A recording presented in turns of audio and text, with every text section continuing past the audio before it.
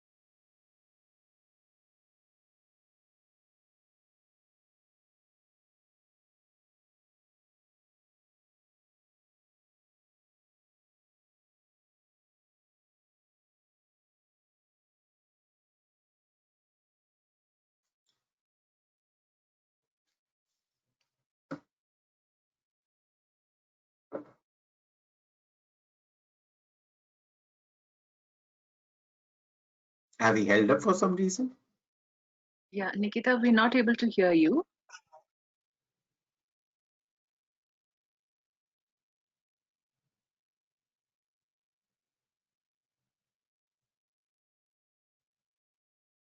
I don't think she's speaking. Yes, there seems to be a problem. Can you hear me? Yes, we are able to hear you now.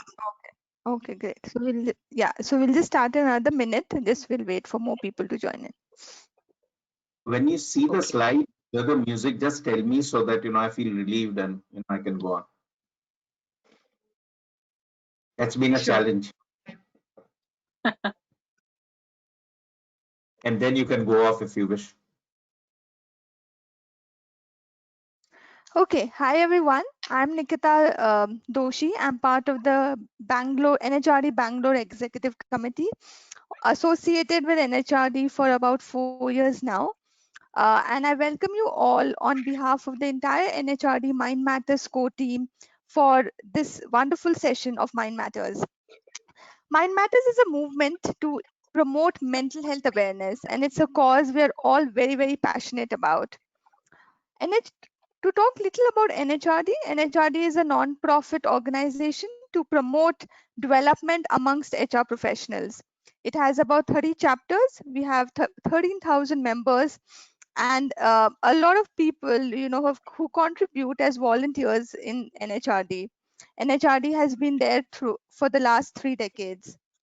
Mental well-being is a concern, and increasingly become a concern in these times.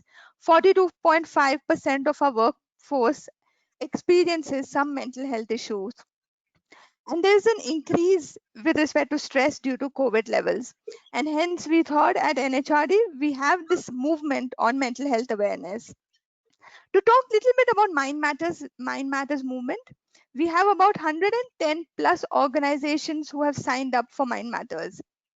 Each of these companies have been given a comprehensive toolkit and playbook, which includes multiple things, like a communication kit for the leaders, for the management, a draft mental health policy, some good reads, information repository, a list of EAP programs, access to daily training sessions and webinars, which we're having this week during Mind Matters week, access to some free LinkedIn courses, and also we're doing an ambassador certification program for tomorrow, where we are actually certifying 3 employees from each company to be ambassadors.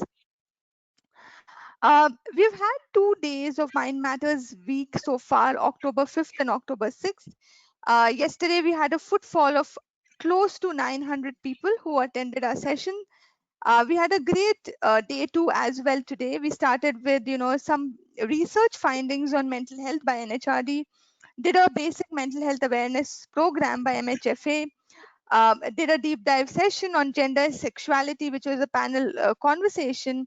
And we are now here talking about stories, real stories of two people who overcame their challenges and how did they work through adversity. We also have multiple other sessions on mental health awareness on from October 7th till October 10th. We would urge you to sign up for these sessions on our website. Before we start, some housekeeping rules. All lines will be muted for the entire session. If you have a question, you can raise your hand and we'll prioritize the live questions so that we can unmute your line and you can speak your question. You can also type your questions in the question window and we will pick it up at the end of the session. Towards the end, we will also post the feedback form link and would request you to share your feedback. Do share your experience tagging us NHRDN, and also our hashtag is hashtag NHRDN Mind Matters. We would all urge you to become mental health allies. We are all, as part of the NHRD core team, we are all mental health allies, and we would urge all of you to become advocates of mental health and spread this awareness, since that's the first step. Starting with this, just talking about the two speakers which we have two great speakers, Parimal Gandhi and Raashi Thakra. I'll start by introducing Parimal Gandhi. And he will be sharing his story, and then we will have Raashi share her story. Parimal has had 4 episodes of cancer. He's a 4-time cancer survivor, 2 near misses. He's been blind twice, 5 corneal transplants, innumerable laser surgeries, cardiac bypass, 2 surgeries for glaucoma, battling diabetes, hypertension, and a lot of adversities and difficulties in his life. And still I'm amazed to see his positivity in whatever interactions we've had so far. He's an L&D professional, been in this field for more than 45 years. He's a facilitator, consultant, and a motivational speaker, and also an author. And his book is there on Amazon. He's trained more than 1 lakh participants and 1,500 trainers. With this, I would like to welcome Parimal Gandhi to share his story of resilience and how did he overcome his adversity. Over to you, Parimal. Thank you very much, Nikita. I would like to share my slides and go directly to the point. You have taken care of my first few slides, so I will fast forward through them.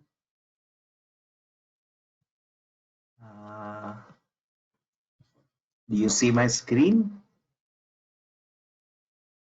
Yes, we do. Okay.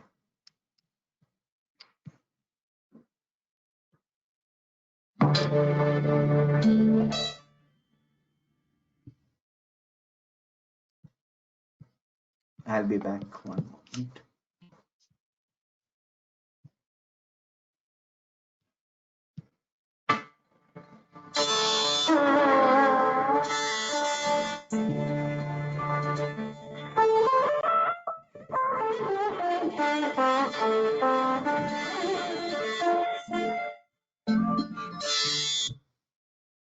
My most heartfelt thanks to the National HRD Network for having me here as a presenter.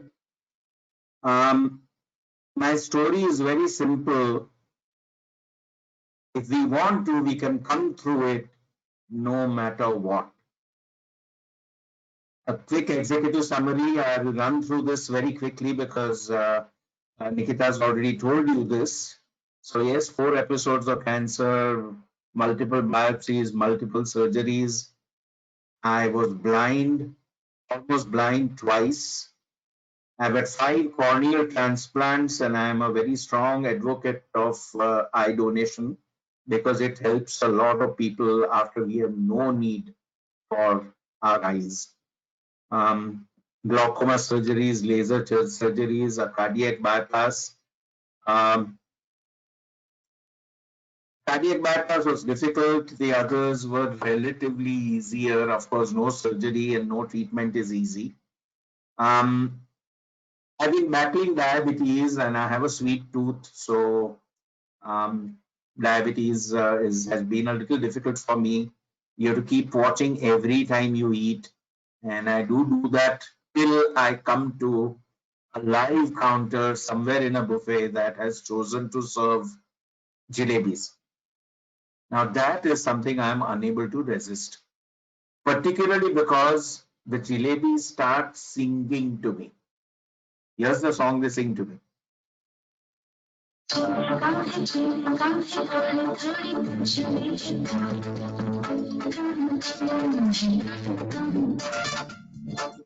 So you see, whenever I run into jalebis, they, my sugar suddenly goes down, and I indulge in some jalebis, not too many. And I've come up with a diabetic jalebi. So I will tell you about it if anybody is interested. But all in all, salt is a problem because I'm hypertensive.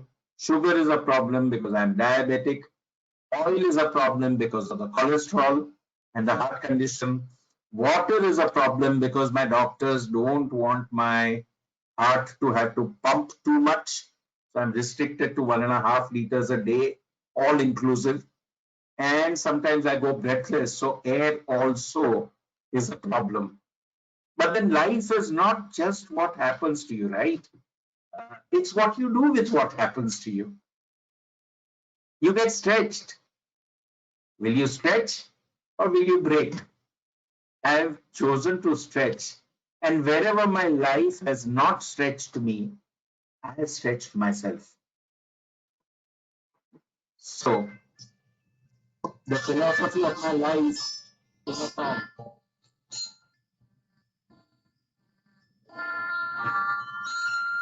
जिंदगी का साथ निभाना चला गया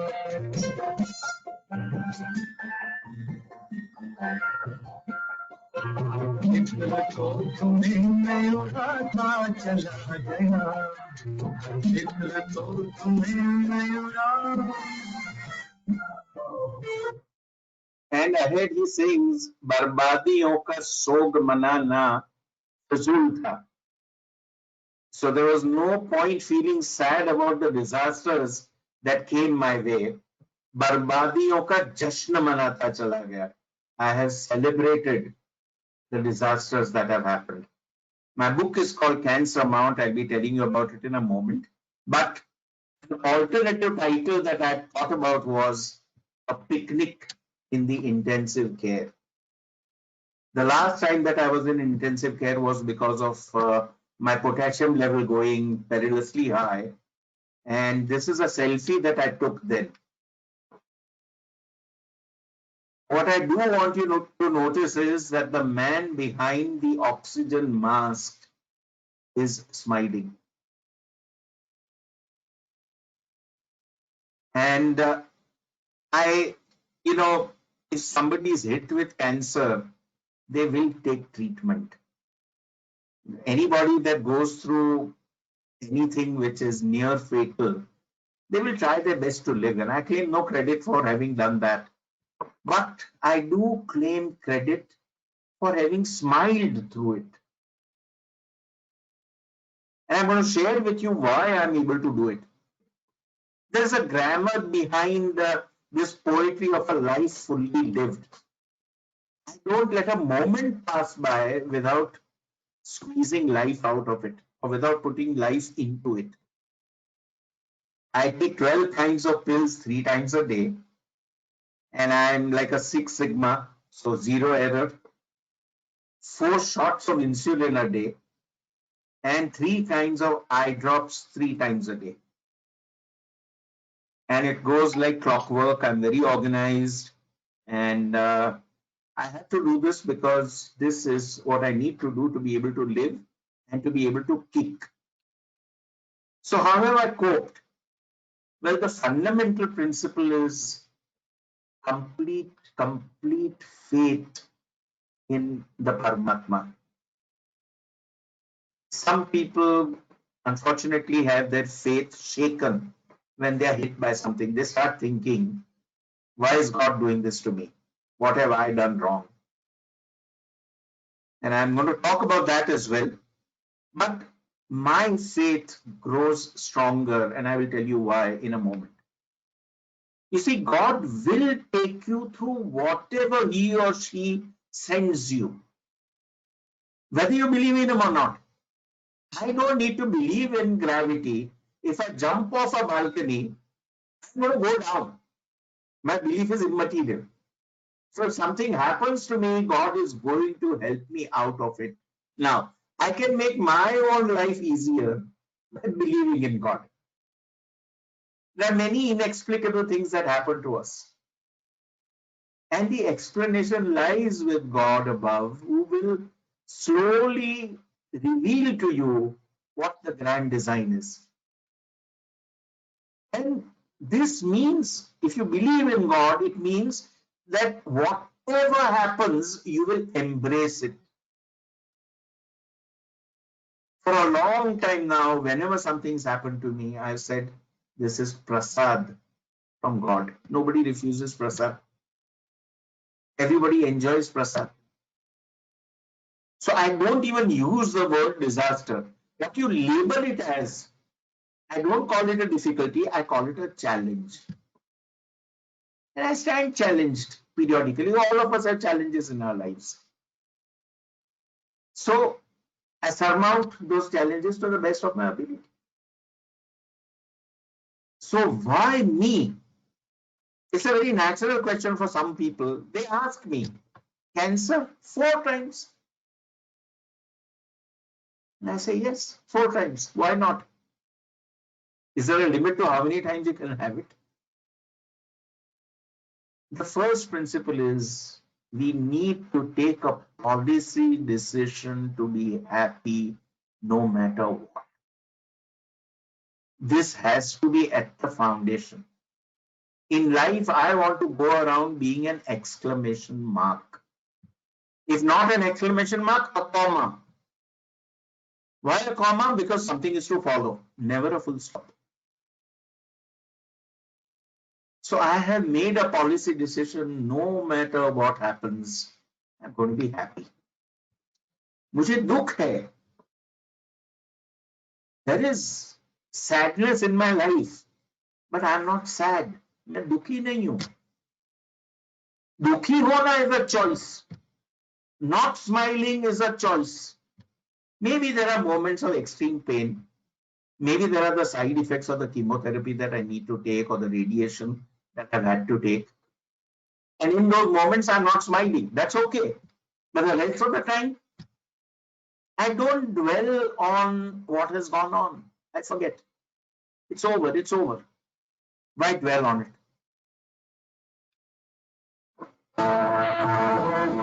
This is the book that I've written, Can Surmount. It's available on Amazon. And I would like to play for you 2 lines of a ghazal that I love.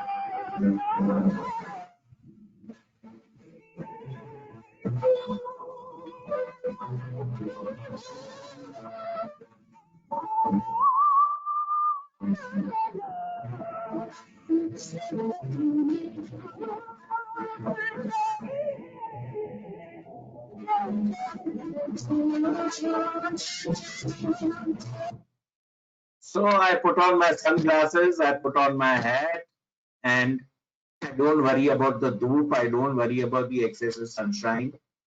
And let me take you to the second principle, which is do what you love and love what you do.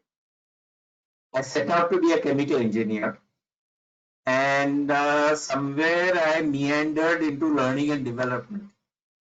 I've been a trainer since 1976, which puts me amongst the most senior trainers in the country. I have a couple of seniors who are still around and are happily going on. God bless them.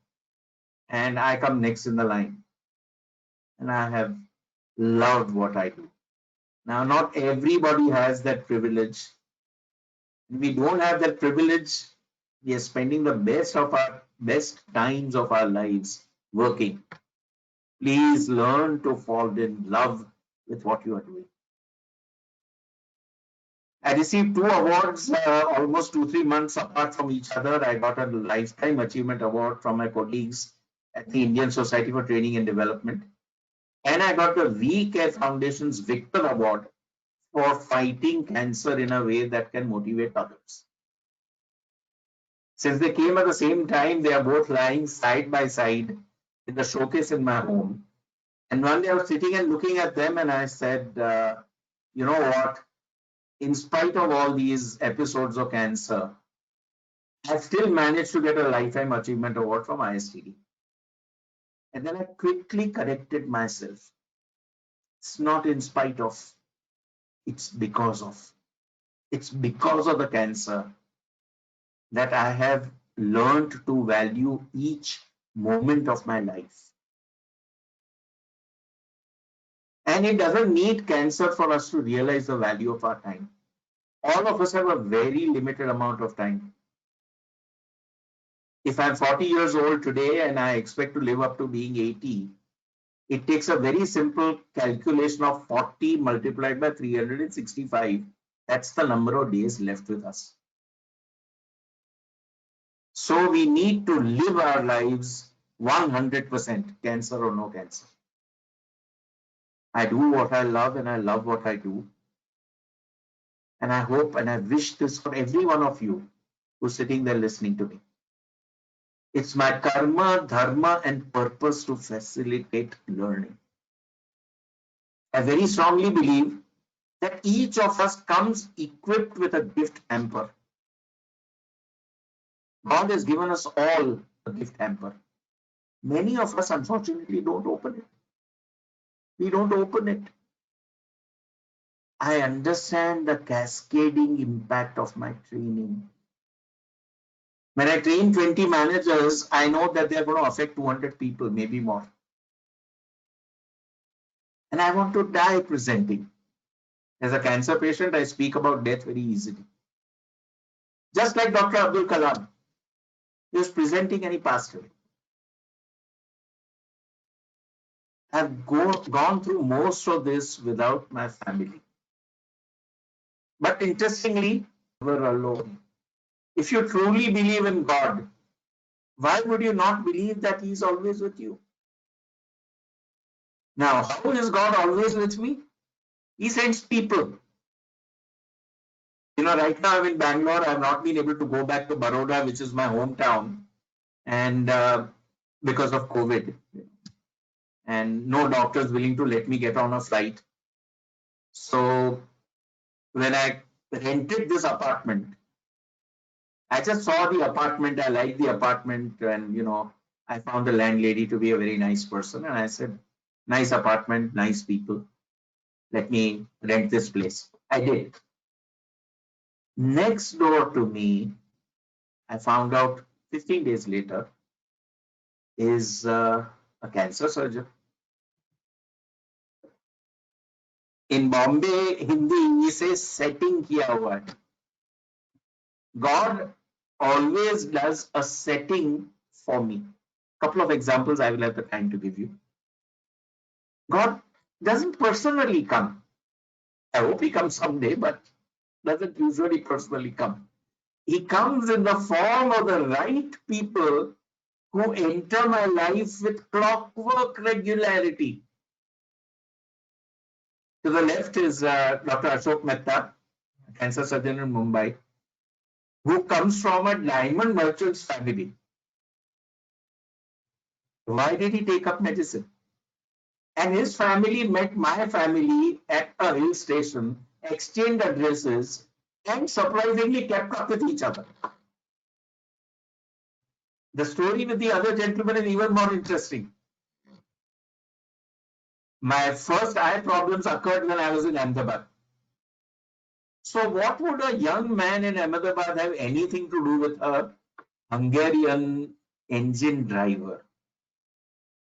But that Hungarian engine driver harbored the dream to be a doctor. He became one. Specialized in eye surgery. Immigrated to the United States to a godforsaken place. I should not say godforsaken, but to a back of the beyond place called Amarillo, Texas. But was very interested in the Indian railways because of the different gauges that we use.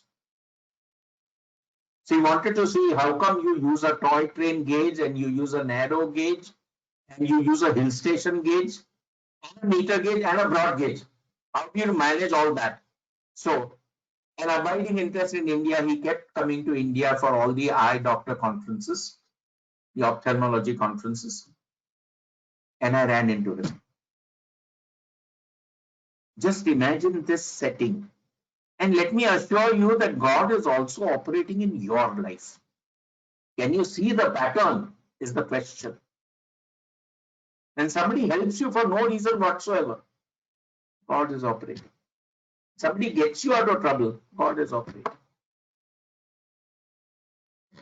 Enablers have entered my life in the dozens.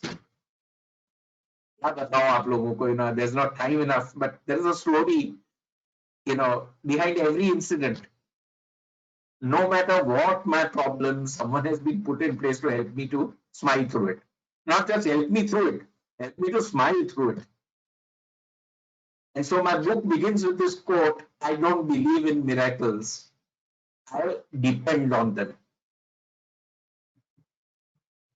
There's this beautiful song, if you have a headache, come to me. Please listen.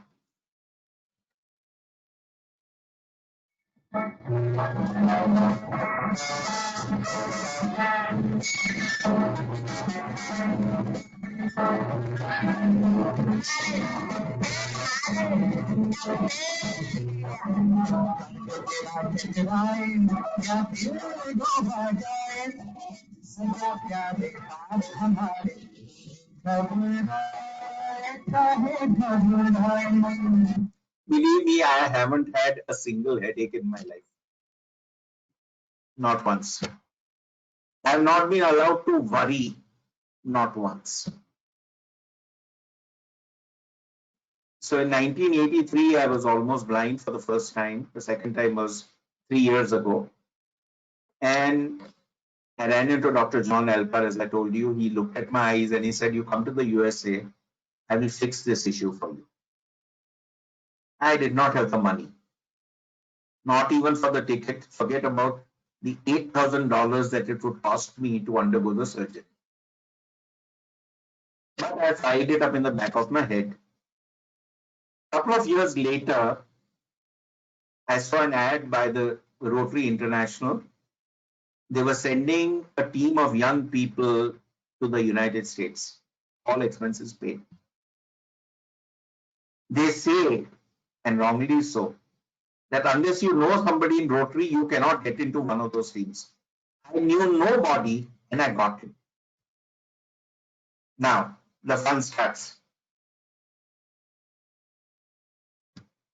I had the opportunity to go to the United States. I still did not have money for the surgery. But as they say, aage aage gorakh jage. So I was willing to take the chance to go there and hopefully something would happen. But I had a gland come out in my right inguinal region and it turned out to be cancerous. So either I could get the cancer treated or I could get my eyes treated.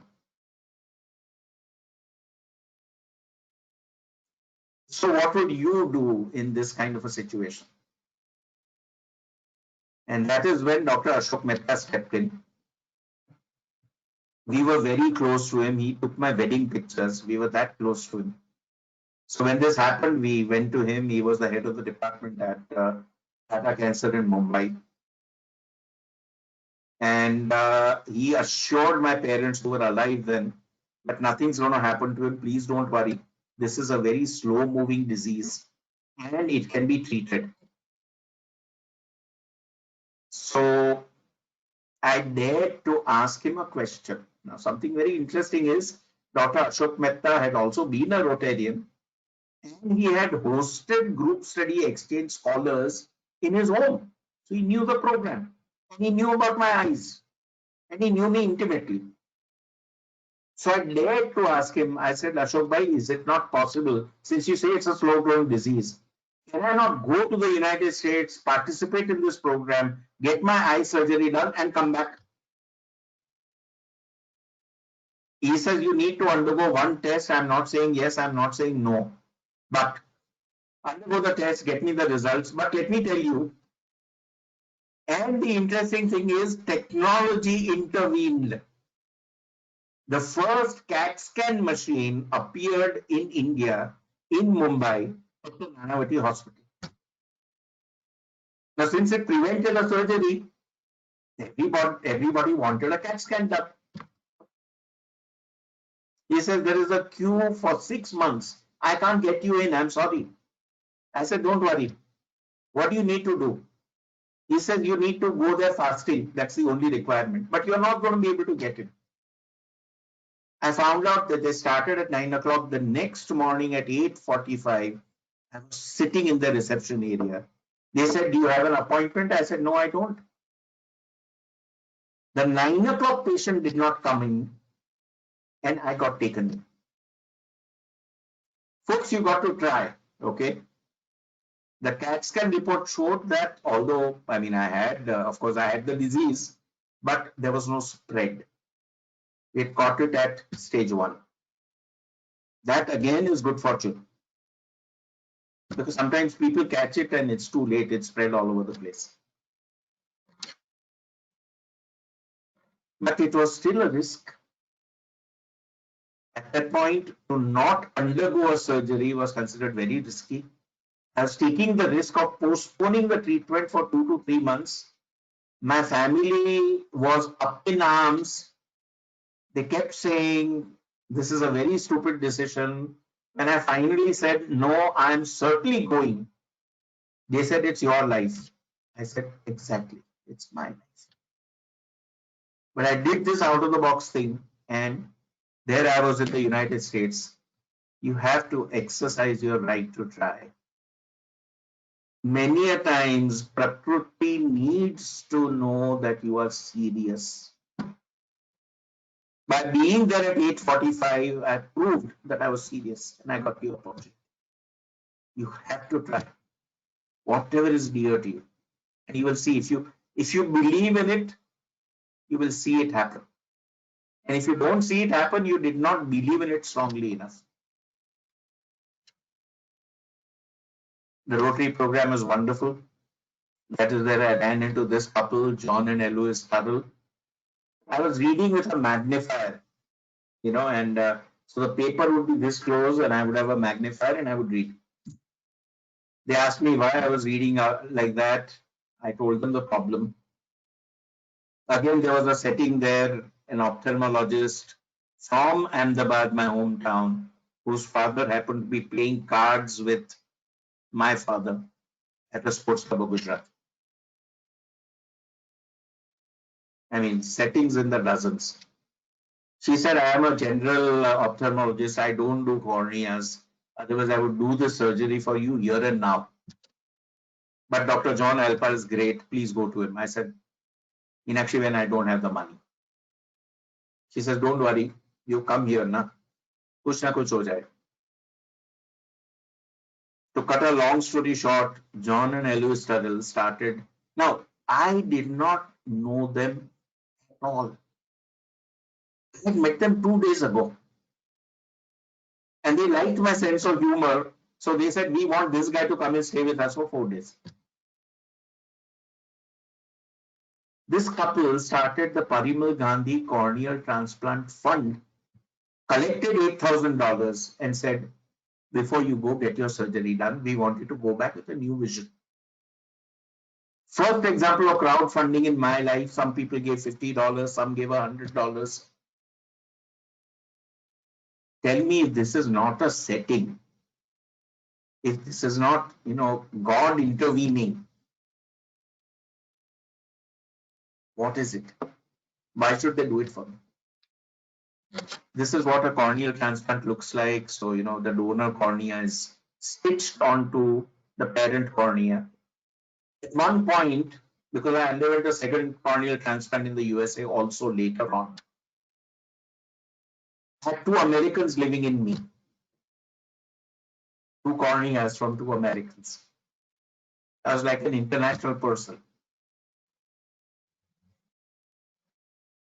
It was just wonderful. I mean, getting back your vision. It's only when somebody loses vision that they realize how important the eyes are and how important every organ of the body is. But surprises were still waiting for me. I underwent the surgery. Along comes the anesthesiologist. That's the normal courtesy that you go and meet the patient. So he came over to meet me along with Dr. Alpar. Name Dr. Mahendra Patel. City, Baroda. I had gone to Baroda to do my chemical engineering. He says, I'm not going to charge you. He could have charged me $1,000. I said, look, Mahendra bhai, I have the money. The Rotarians have given me the money. Please take your fees. He said, are you kidding me? I can't charge you. And Dr. John Alpar was behind him smiling away. Dr. Mahendra Patel says, he's smiling away because he's not charging you either. Please think, why would a complete stranger do this magnificent gesture? I mean, I would have gladly paid him. I had the money in my pocket. Both of them said, you have better use for that money. Now take your cancer treatment in the US and go back.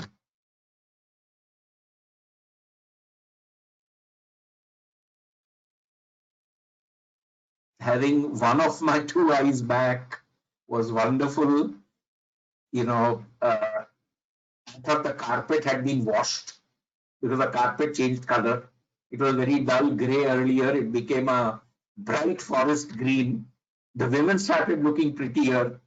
And as a test of my newfound vision, I went through the Dallas telephone directory, which had 6-sized font, and tried to count all the Indians.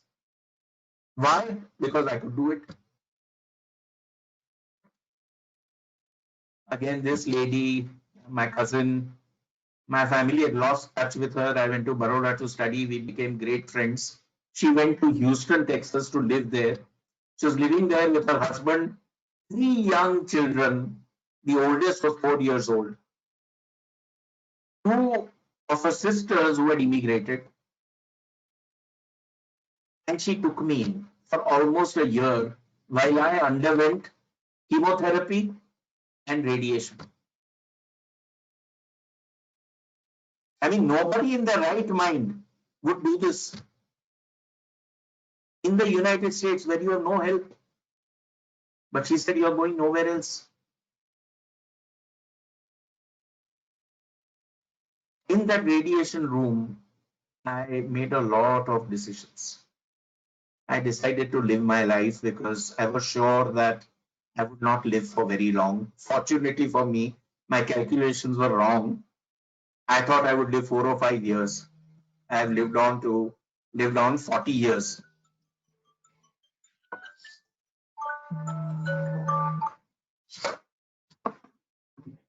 So I decided that I would pursue learning and development as a full-time profession. I decided to travel.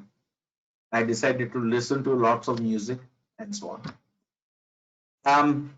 One of the decisions I had made was to travel, and I wanted to stop over in Europe on my way back from the United States.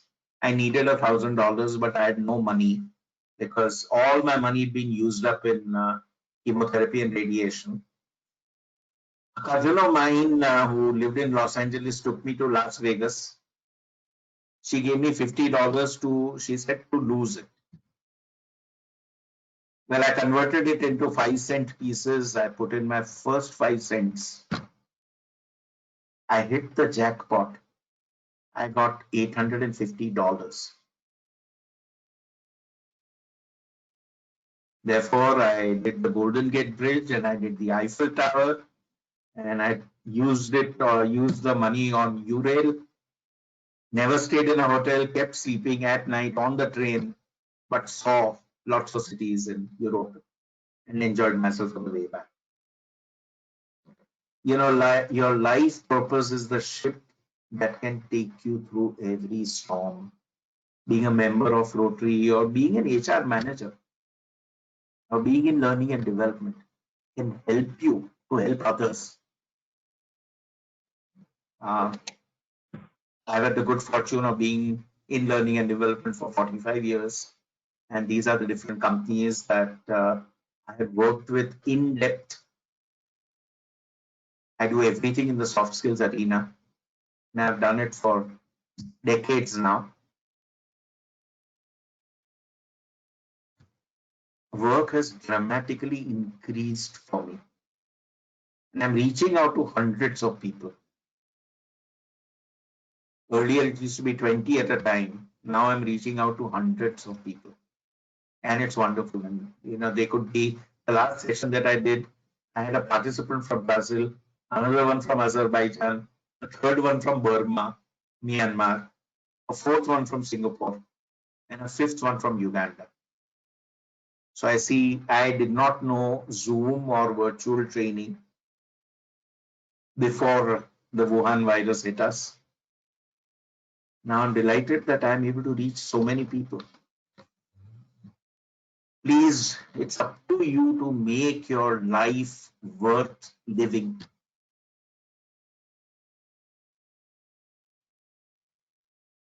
I would like for you to give God a reason to keep you alive.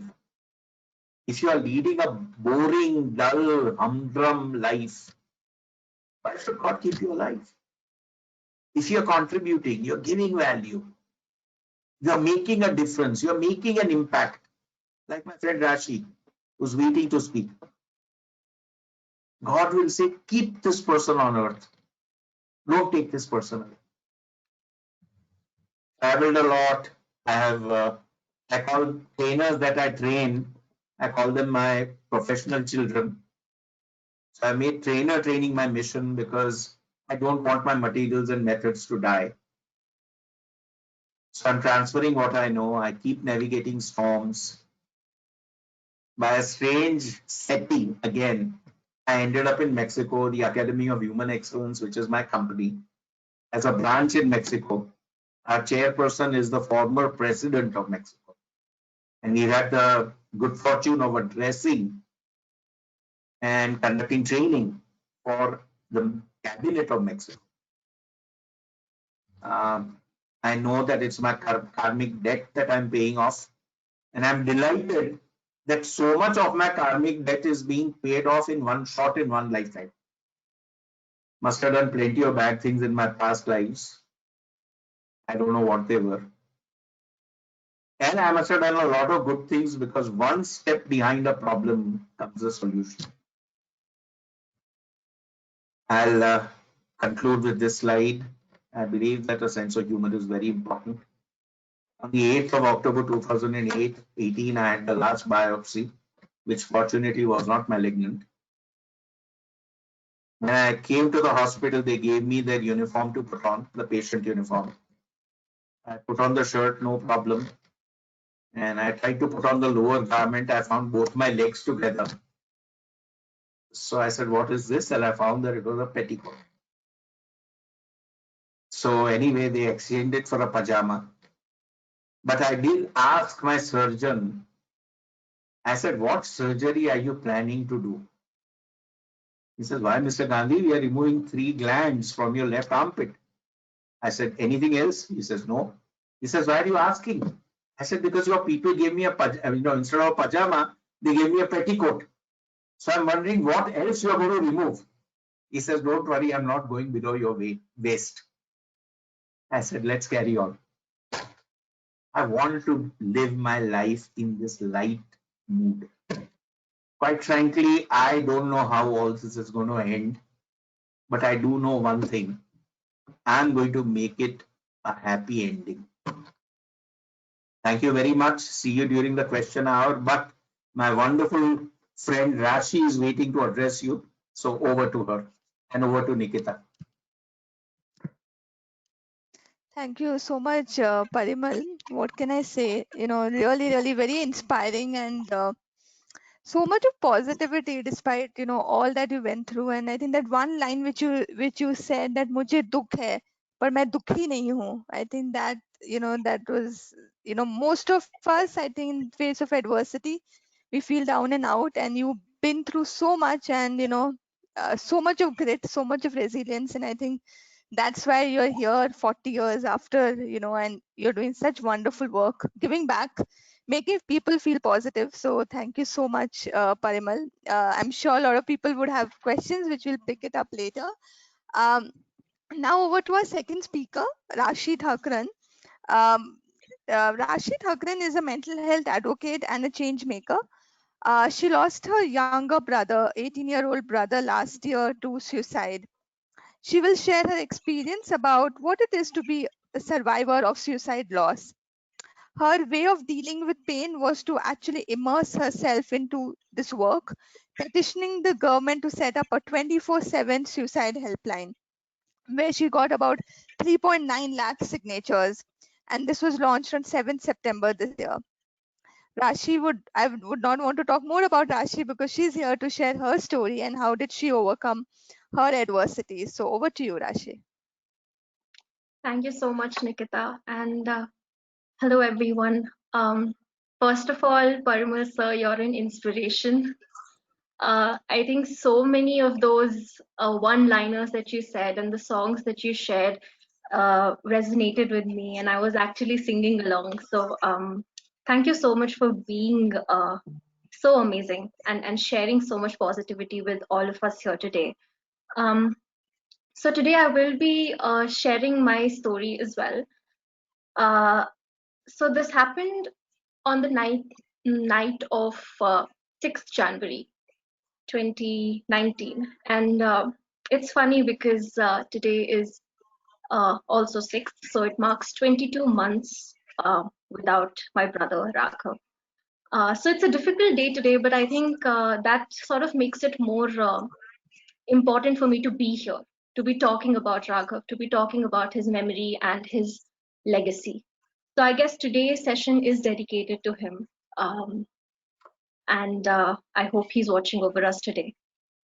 So on 6th January 2019, I lost Raghav to suicide. He was only 18 years old, and it was around 8:45 p.m. when I was in my room, and my brother had actually gone out for a jog. He would go out for his late evening runs, so he would prefer to go in the evenings instead of mornings because he was also in his 12th grade, so he was studying and then he would go out to sort of uh, get refreshed and then come back. So around 8:45 my father was there. My mom was not with us at that time. She was in another city, so we were all in Pune and she was in Bangalore. She was there for some work. And my dad was preparing dinner. I was in my room. I was just sitting with my phone, just scrolling away. And suddenly the doorbell rang. And we thought it was Raghav, so dad went to open the door.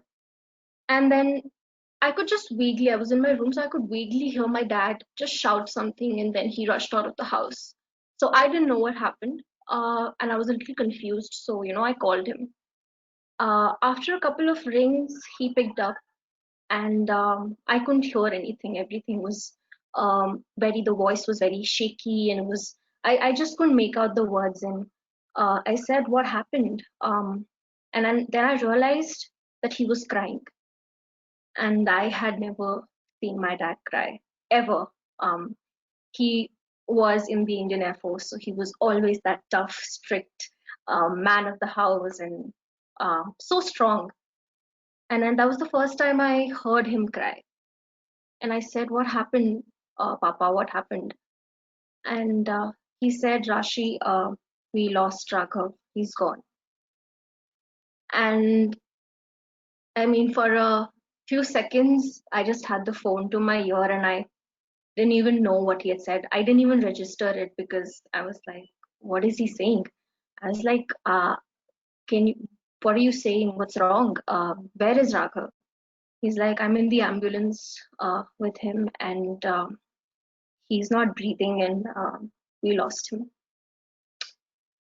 And I don't know. It was, I think something just completely changed. Something just completely shattered. Our world just sort of ended right there. And I think I remember the first thing that I did was I rushed to his room. I rushed to his study table, and I started searching for something, for a note or something. And then I found it. I found the note. And that's when I knew what had happened. That's when my biggest fears that became a reality. When I saw that note and on top of it was written, I'm sorry. And I just knew, and I just broke down. I was like, Raghav, why would you do this? And I remember wailing and wailing, and I think the neighbors heard me, and then they came in. The police also came in, and they were all just trying to make me speak and asking me like, what is happening? Tell us. And I just told them, just take me to the hospital, please. This is the hospital where my dad has taken Raghav. Please take me to the hospital. And I think the rest of the night was just a blur. I think the most difficult part of that night was calling my mom, because she was not there. She was not even with us when this happened. And she was in Bangalore, and I think that was the toughest call that I made. I called her and I told her, just come to Pune. She kept asking, what happened? What's wrong? Is Raghav okay? And I think moms have that intuition, right? When their child, something is happening with their child, and they just get to know, right? I think my mom just got to know. I tried to be very strong. I didn't cry. I was like, no, mom, everything is fine. Just come. Please just come to Pune. But she knew, and I think that was the most difficult part, the most difficult thing I've ever had to do. And I think my story, sadly, is not unique. This is not, I'm not the only one who goes through this. This is the story of 4 million families who lose a brother, a sister, a father, a mother, or a friend to suicide, which is basically a silent prey. In fact, according to WHO, suicide is the second leading cause of death among young adults globally. And we lose someone to suicide every 40 seconds. I think a lot of us must have heard this statistic, that you lose someone to suicide every 40 seconds globally. But get this, by the end of this year, by the end of 2020, it is predicted that that number will come down to every 20 seconds. So we will lose someone to suicide every 20 seconds. How scary and how heartbreaking is that? Coming to our country, India, in fact, this is something I was talking about globally, and we have to acknowledge the fact that suicide is a global pandemic. It's a pandemic that no one is talking about. But coming to even our country, India, according to the latest report, which was released by NCRB in 2019, we had 130,000 people who were lost to suicide. And this was 387 deaths by suicide every day, almost losing 400 people to suicide every day, every single day. And 90,000 of these kids, these people were young adults, were kids, were in the age bracket of 18 to 24. So these numbers are staggering, and this is something that should be concerning us. And even for those left behind, people who are left behind, people like us, survivors of suicide loss, we call ourselves. Life is never the same. It's never the same. It took a very long time for me and my family to even come to terms with what had happened to us. And we were completely broken. And this happened on 6th January, and just 6 days before that, on 31st of December, that's New Year's Eve, we were out partying, our entire family, mom, dad, me, and Raghav. And there's a video of us dancing, video of me and my brother dancing together. And if you watch that video, you will not believe that it's the same person who decided to end his life just 6 days later. And not even that, just 30 minutes before we lost him, he was with me. We were joking, we were having fun with each other. We were very close. So, we would always have those a brother sister banter, as in he was, I think, making fun of me or something. And we were laughing, and he just seemed so okay. He just seemed like he used to be every day. And I never thought that just 30 minutes later, he would not be around. So even as a family, it was very difficult to even wrap our heads around what happened, what went wrong, why did he leave us, why did he not feel safe enough to talk to us. I especially was struggling too much because we were very close, and I thought if there was something wrong, I would either get to know or he would come and talk to me. But neither of those things happened. So I was completely in shock, and that's also why my own mental health started deteriorating after losing Raghav. And I was later diagnosed with anxiety and PTSD, because of which I wouldn't sleep at night. I would get bouts and bouts of those crying bouts. I would have nightmares, flashbacks, anxiety attacks, endless things. And this would happen for weeks and weeks, and then turned into months. And finally, I said that, no, this is not okay. I need help. I will not be able to go on like this. And I think that's when I reached out to my parents and I said, Mom, Dad, I need help. I need to talk to someone. I need to go to the doctor. Please help me. Please do something. And you can imagine, my parents' situation and how they felt. They had already lost one child, and their other child was almost on the edge. So immediately we went out and we reached out for help. I, I met an amazing psychiatrist who helped me cope.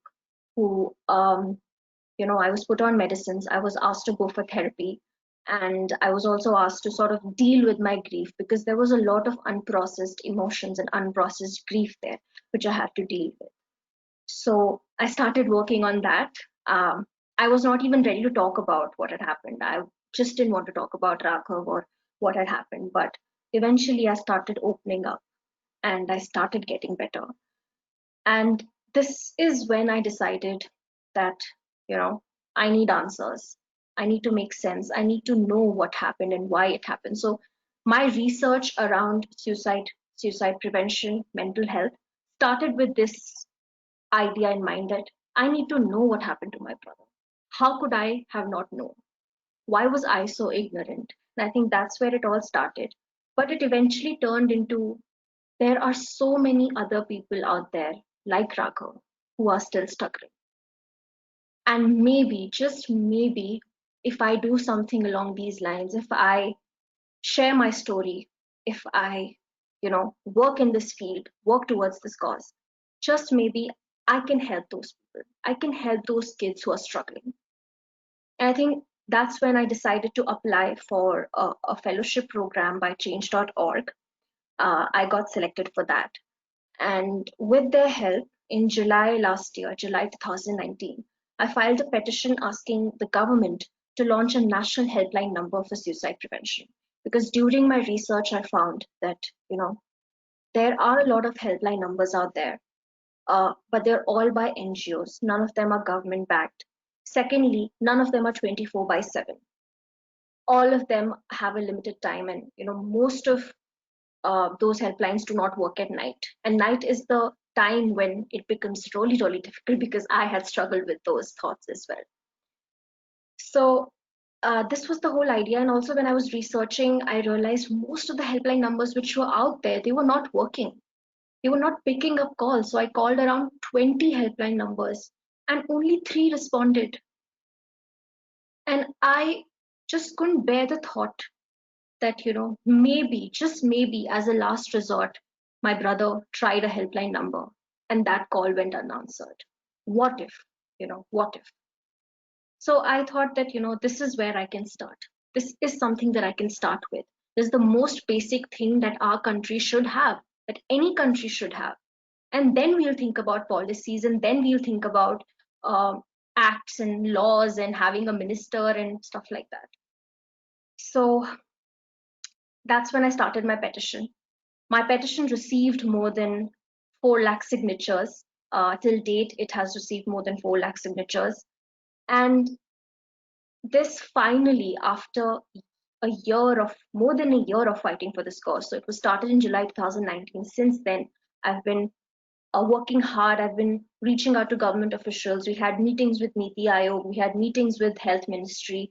And some of them were successful in a way. Some of them were positive. Others you were completely shunned and ignored. But that's all part of life. But that didn't stop us. We didn't stop pestering them, and we didn't stop pursuing this dream that we had. And finally, this led to the creation of the Kiran Mental Health Rehabilitation Helpline number, which was launched by the Ministry of Social Justice and Empowerment on 7 September 2020. It was a huge win for us, not just for me and my team, but for the entire nation. Finally, we had a toll-free 24/7 helpline number, which was by the government. So we could hold them accountable, we could ask questions, we could make sure that this helpline number works properly. And finally, they took a step in the right direction. Although this helpline number has just started a month back in September, it has been just a month now. So, but it has already received a huge number of calls. A huge number of people have reached out, and they in fact have reached out to me and told me that we were able to reach out and get help. So I'm glad that this is something that is working. This is something that people are able to use. And although this is a big step, I'm happy, but we still have a very long way to go. Setting up a national helpline number is just the first step. It just acts as a first line of intervention, and it can direct callers to a mental health facility near their area. So definitely it's very important because it acts as a safety net. But more needs to be done. We need to make sure that this helpline number remains functional and the quality is maintained. Also, more needs to be not just be done from the government side, but also as a collective civil society. We need to make sure that the gatekeeper training, which is the QPR training, and I will talk a little bit more about that in the end, what it is, it should be made compulsory across the country. Lawmakers, policymakers should take this into account, because gatekeepers, they play a very key role in preventing suicides by recognizing early signs, providing necessary intervention, and providing access to mental health services. So these trainings should be done in schools, colleges, corporates. All of us should be doing these sort of trainings within our organizations. And also, I think we have the Mental Health Care Act, right? It looks great on paper, but more needs to be done. On ground, it is not being implemented. We need to properly implement the Mental Health Care Act, which asks the government that they should plan, particularly have those task forces in place and make sure that suicide and attempted suicides in the country are reduced. In fact, very interesting that according to the Mental Health Care Act 2017, we are supposed to have medical insurance for treatment of mental illnesses, but I don't see that happening. Every employee should have a mental health insurance, a medical insurance for the treatment of mental health issues, but that is not being implemented. So please, it's a sincere request that we amplify this message that the Mental Health Care Act has been written in a very good way, but it needs to be implemented on ground at the grassroots level. And these are just some of the steps that our policymakers, the government, lawmakers, and they can take, and we as people can protest for, can ask for, should demand for. Now, talking a little bit about QPR, the QPR gatekeeper training, what it is, how can it help? Well, the online gatekeeper training, it takes about 60 minutes for someone to complete.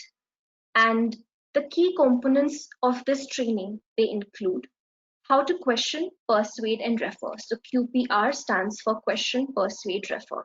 How to question someone about suicide, how to ask them if they are thinking of suicide, how to persuade them to seek help, to reach out for help, and also how to refer them to proper mental health professionals. All of that is taught. How to get help for yourself and also learn more about preventing suicides, the common causes of suicidal behavior, the warning signs of suicide, and so on. The most important thing about this is that you don't have to be a mental health professional to be a gatekeeper and take this training. Anyone and everyone can take the gatekeeper training, which means everyone has the power to save a life. All of us. I'm myself a gatekeeper instructor trainer, so I train gatekeepers, and trust me, I can tell you from experience that it helps.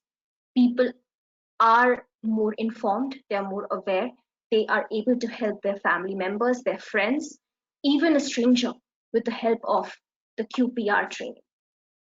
So definitely this is something we should be looking at. I have now decided to sort of dedicate my life towards this cause. And I will be doing this for the rest of my life, you know. That's something that I have decided. And I could also relate to what Parimal sir said, you know, when he said that your life's purpose is your ship to take you through the storm. It's true because, you know, life has not been easy. Life will never be easy because this is not something you get over, right? You have to live with this for the rest of your life. And that's okay. I will live with this for the rest of my life. But I think this life's purpose is getting me through it.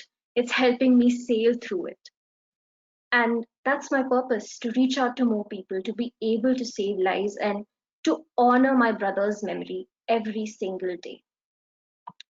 I would like to now end, and I just want to end by saying that, you know, again, like Parimal sir said, life is short and it is also very unpredictable. So you don't know what's going to happen the next day, the next week, the next month, even the next minute is not sure. Right now, we have the opportunity, because of this pandemic, because of the crisis we're in, we have the opportunity to spend time with our family, reconnect with them. That most of us, we haven't had the time to do that. So try to make the most of it. Don't take them for granted. You know, give them a hug, tell them you love them, and just be there for each other and also be there for yourself. Thank you so much. And I'll end with that and hand it over to Nikita. Thank you so much, Rashi, for sharing your story. I think so many of us have got moved by your story. I got messages on WhatsApp, Rashi, that you know, while you were sharing your story, people had tears in their eyes, and I think very inspiring. And at the same time, the way you're taking it further to help other people, you know, it's truly inspiring, and how you're giving back to the society, you know, helping so many people, and also sharing insights. I was not aware, you know, personally about these trainings, and you know, I'm now intrigued to, you know, find out more about it. So thank you Yes. so much, Lord. I don't know from where do you get so much of grit and so much of resilience. Thanks a lot. We have few questions, and I'll also encourage other people to share their questions on the chat window. But before that, I'll just share my screen and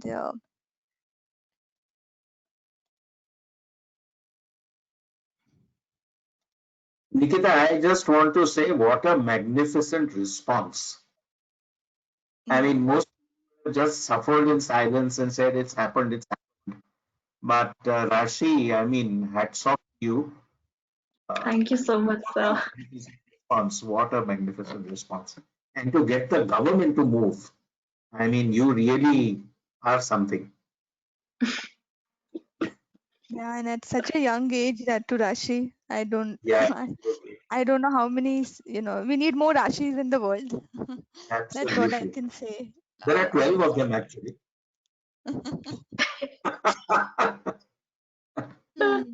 But they are truly inspiring. And in both, one thing I am taking away from both your stories is that in face of adversities and challenges, how and that's a question I have. How do both of you stay so positive, and from where do you get so much of grit and resilience?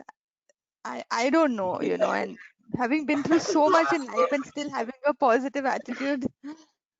I have to ask you a question in return. Is there a choice? Yeah. Absolutely. And also that, not not every day is the same. Some days are very difficult. I'm sure Parimal sir will also agree. Some days you just question everything and you're like, what even? But then other days you're like, no, there's more to life, and that keeps us going. Yeah. And then lots to I learn, haven't, I think. quite frankly, Rashi, I have not suffered. A lot of people say, Oh, what come on. suffering? No, seriously, I'm telling you, it is what it is. If I'd suffered, I would say I've suffered, but I haven't Hmm. suffered.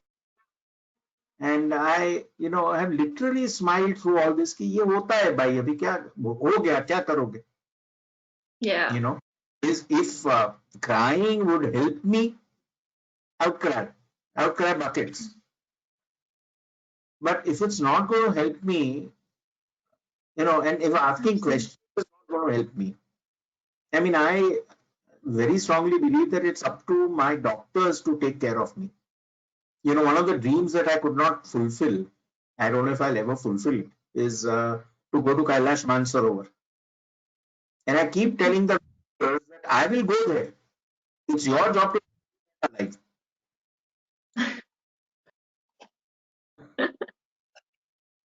So, we have to get on with. I've never not worked, for example. And this work is so positive. What you are doing also, Rashi, is so positive that, you'll never get tired. Absolutely. That this Yeah. is what keeps me going, to be very honest, the work that I do. And also just like being able to reach out to people and them telling us that, yes, uh, that has helped us. What you're doing has helped us. I think that's the best reward, to be very honest. Absolutely. And the blessings that you're collecting. My God. Mhm. Yeah, I Nikita, think. questions. Yeah, so I was just looking through the questions. So we have time. We have 15 minutes, so we can take a couple of them. So there's a question from Lakshmi. How do we identify the purpose of a life if we don't know what it is? If we identify, how do we go forward with it? So how do you actually identify? And both of you are championing your own respective causes. Um, how would you want to answer this question? Rashi, you want to go first? um, Honestly, I think I'll just speak for myself. I don't know about anyone else, how they find their purpose. For me, it was through adversity. I mean, I won't say I was the path that it took, what happened, and the way I got to my purpose wasn't very great. But I think that's how it is. You find your purpose through adversity, and that's the way of life. And I think that's how life happened for me. And I'm sure Parimal sir will also be able to elaborate on this. I have done a lot of different jobs. So, I worked for the Life Insurance Corporation. I worked for Bank of Baroda. I worked for Novartis. Because between 76 and 85, I started conducting training in 76. Between 76 and 85, neither learning and development nor HR were fashion. And so, but adversity, like you said, the radiation room made me decide that life is too short to keep doing things that you don't like. I was jumping from job to job. But I realized today, when I sit back, I realize that when I enter a conference room and somebody has a question, I can understand the background of that question very quickly because I've done so many jobs. I've worked in all manners industries. So I was being actually prepared for this career. And Rashi, what happened with you was probably because there was this need to be fulfilled. Yeah, And sometimes I I hear that. to say it, but this happened because you were to save so many lives. So it's karma in action. It is. So My mom completely believes that. opening that gift hamper is not easy, and you'll have to take those risks, and you'll have to come out of your comfort zone. You need to find out two things: something that I love to do, and something that others love for me to do for them, so that they'll pay me for it. Because I also need to, right? Exactly. Yeah, I So mean, very, very well said, because I mean, I did my engineering. I finished my engineering in 2019, and I was supposed what to join in information technology. So I was supposed to, in fact, join an IT job just after my, in 2019, I was in my final semester. And then this happened. And I think that's when I was like questioning everything. Like, is this what I want to do? No, I want to work towards this cause. So I actually took a year gap. I did not go for that job, and I started working in the field of mental health and suicide prevention. So that's life. It's unpredictable. And I think there is no age, I feel, to find your purpose. You can find your purpose at any age. Some people are lucky to find it earlier, some people find it later, but you can, even find it at any age and at any time. take the example of Mr. H.T. Parekh. He established HDFC Limited. It was his post-retirement mission. Post-retirement. So there is no age which you have any right to give up. You notionally think that at 60 you should retire. Why that number? I've tried retiring so many times. I'm great at retiring because I've done it so many, but I'm unable to retire because I just love my work too much. So I stopped trying. You have to do what you were brought in to do.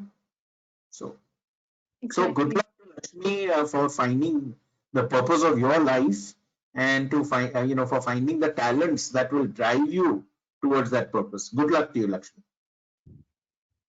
Yeah, and I'm still in search of that purpose. I keep Well, thinking, you will what's find. my life purpose? So, it's a constant journey of, just reflection and, discovering yourself and, into your purpose. So, And yeah, I I think agree. I think, I'll add one more point to this. Purpose also keeps changing. yeah, You know, yeah, you don't have to have one purpose in life, and you have to find that one. I think we romanticize the purpose so much in life that we are like, what yeah, is it? Your yeah. purpose can change. You And it know, can be small as well. It doesn't have to it can be be one big purpose. It could exactly. be small, Yeah. small wins. Rashi, there's a question for you. And this question is by Kaushal.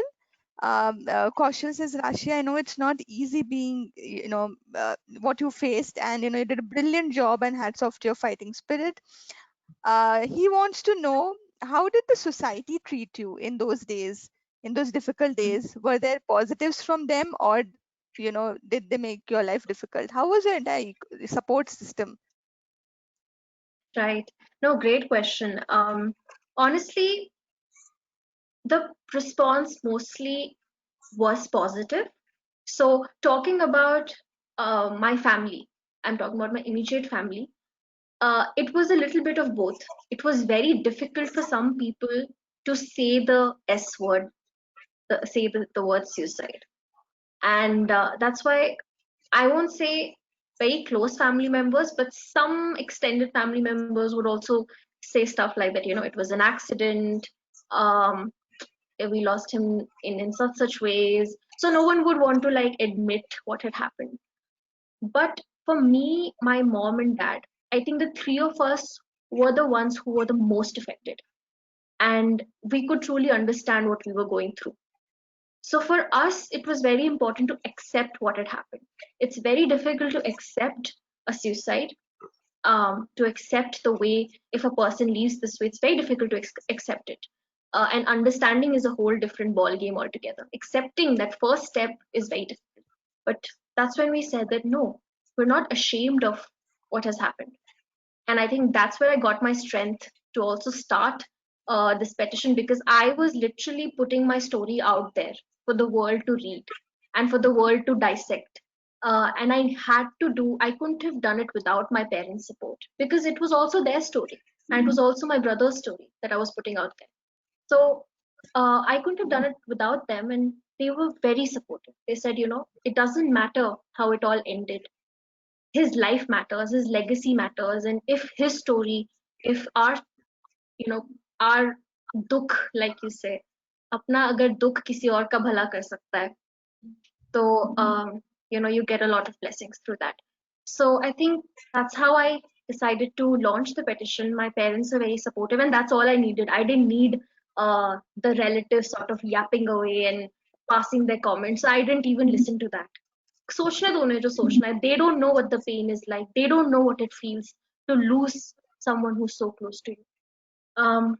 And that's all I had, and that's all I needed. And I think when the petition launched, the response from the public, from everyone across the nation, was very positive. I was very lucky that way. I was not sure कि कैसा response होगा, but it was very positive. And we started a conversation around suicide and mental health and suicide prevention. So that was again a big thing that happened. There's this saying, मैं Parimal, yeah, go ahead, जाने मंजिल की ओर कारवां बनता है. बिल्कुल बिल्कुल. Parimal, and that reminds me, when you were also presenting, you spoke about, whoever helps you in that journey becomes your family, becomes your enablers, becomes your support system. What was their role in your, while you were going through, how did your support system, help you? For me or for I'm Parimal. okay. Yes. I am a fiercely independent person. So actually, I don't like to be helped by and large. And whatever I can do, I don't want assistance. So it's part of, I can do it. So much has happened, and so many people have told me you can't do it. Grow up, take rest. That's not me. I can't take rest. Okay. So, I mean, I tried to take rest during my second chemotherapy, and I went crazy. There was training going on in Reliance, and other trainers had gone, and I took rest one day, and then I said, "This is not for me." Second day after the chemotherapy, I was working. So the last episode that I had was bladder cancer, and I underwent something called immunotherapy. I used to drive to the immunotherapy myself and come back myself. किसी की जरूरत ही नहीं थी मुझे. There were times when people said, "We'll give you company." Okay, and this was the time of the Walkman and the Discman. And I used to resent it because that was the time that I was getting the chemotherapy, was the time that I was getting to listen to good music. So I was, that's how it is. Okay. But the right people have always stepped in. I mean, just this morning, for example, I heard, and I'm like comorbidities. I mean, I have an encyclopedia of comorbidities. And my next door neighbor has been found to have COVID. Next door neighbor, living 10 feet away from me. Am I bothered? The answer is no, I'm not bothered. Yeah, in fact, there is a message by Sri Prada who says Parimal sir is truly such an inspiration. His resilience, coupled with a sense of humor, can lead the way forward to so many who might otherwise give up. Thank you so much, sir, for sharing your story.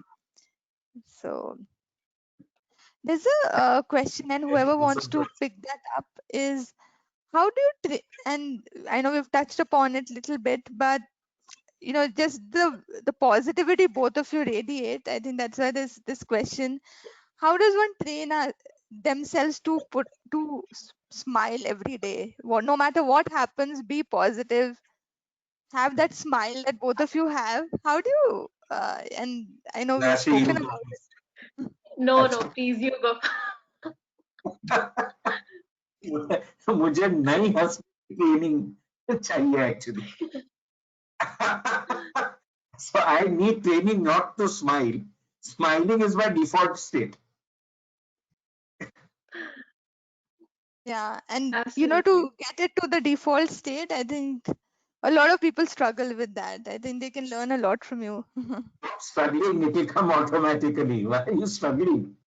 Yeah, You yeah, need to struggle to smile. Aren't you happy? And you're alive. For God's sake, you don't have COVID.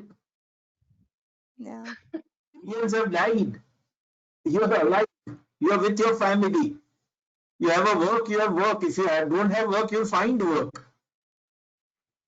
You're getting a yeah. holiday. So, what is the struggle for? Yeah, I really hope like most of a lot of people think like that. In fact, Devika, who is also a mental health advocate and also a core-team, member of Mind Matters, she has also written a Rashi for you that, and in lines with what even Parimal shared, that do you think a gratitude practice would help in bringing a more positive mindset when one is so down and there seems to be no light at the end of the tunnel? Yeah, I was just going to say this actually. Gratitude is something that we can all cultivate. Every day, just count 5 things that you're grateful for. Like Parimal sir said, you're breathing, you're alive, you have your family with you have food on the table, you know, and those tiny things. Like think of anything that you're grateful for today and do it every day. Maintain a gratitude journal where you're able. And I do this personally because I in the beginning I would struggle to find the good things in life. I was like, this is it. Especially when something like this hits you, you just like, what's the point of anything? Yeah, And what, there's no good in the world. You sort of go into that yeah. state. So it took me a long time to come out of it, and I think gratitude really helped me. So count those things. It can be on your finger. Just count them. My book is a book on gratitude. There are so many characters in it. And my editor told me that there cannot be so many characters in your book. And I said, who should I not acknowledge? So many people have helped me. Who should I not acknowledge? So gratitude is very important. Being grateful every day, very important. I'll tell you one thing you should be grateful for as far as this session is concerned. When we were practicing, we rehearsed for this session, all of us, and the music wasn't playing. Now it started playing because of some technical thing that we did. But what should you be grateful for? You know what my plan B was? I was going to sing those songs. Now you We would should have be loved grateful that. the music work. We could probably end with that, Very good. uh, I think that would be Yeah, great. please let's sing "Main Zindagi Ka Saath Nibhata." I think that was such a beautiful thing to put. It I was is. actually singing along. Yes, it is a very beautiful song. It's Beautiful. two lines describe sthita pragnata. I have not yet run across, run into a better definition of sthita pragnata. गम और खुशी में फर्क ना महसूस हो जहां मैं खुद को उस मकाम पे लाता चला गया. Chala gaya. Very beautiful song. Before I know we're on time, but before we wrap up, there are a lot of questions for you, Rashi, on how can people get associated with your movement. There are a number of questions as to how can they join your movement. There have been also some people Suresh has written that he started the initiative of Suicide Free India in 2016. So, Wow. the multiple people, who are doing work and multiple people who would want to get associated with your initiative. So, how does one approach and what should Please they do? reach out to me over email, over Instagram, Facebook. I mean, I can share that with you, Nikita, and then you can maybe share it on. Uh, Please feel free to reach out. I mean, happy to associate it with everyone who's doing something in this field because it's so needed. Yeah, and I think as NHRD also, we'll work with both of you as well that, how can we take this movement further? So while this is a 1 week campaign and we're trying to touch, the corporate lives in few of them, but how this doesn't end here. It's a journey, like how both of you mentioned. So would love to work with both of you and, see what more can we do in this space with corporates to create more awareness and also to, reduce stigma. So with that, I think we'll close the session. We are on time at 8 o'clock. This was one of the sessions where I did not feel okay 1.5 hours. I don't know how time passed by, and such lovely stories. And we are going to definitely share it with others, who couldn't attend it. And also, I'm sure they'll also find a lot of value in it. So thank you everyone for joining in. There is a feedback link. We would love to hear from you. If you can type it, in the Survey Monkey, share your experience. It would also help us plan our future events. Do tweet your experience as well, tagging NHRD and hashtag NHRD Mind Matters. We have couple of more sessions planned from October 7th to October 10th. Do sign up for that. Do spread the word, and encourage more and more people to sign up for this session. With this, we would like to conclude, and I would again just want to thank both of you once again, Rashi and Parimal sir. Thank you so much. And as you started the Rashi, 22 months, exactly 22 months, and I'm sure your brother Raghav is proud seeing you work, towards this cause, and we dedicate this session, to him. So thank you Thank so you. much, Parimal sir and Rashi, and thanks everyone for joining in. Thank you, Rashi. Thank you, Nikita. A pleasure to meet you people and to speak to the people in the audience. All the Thank you best. so much, sir.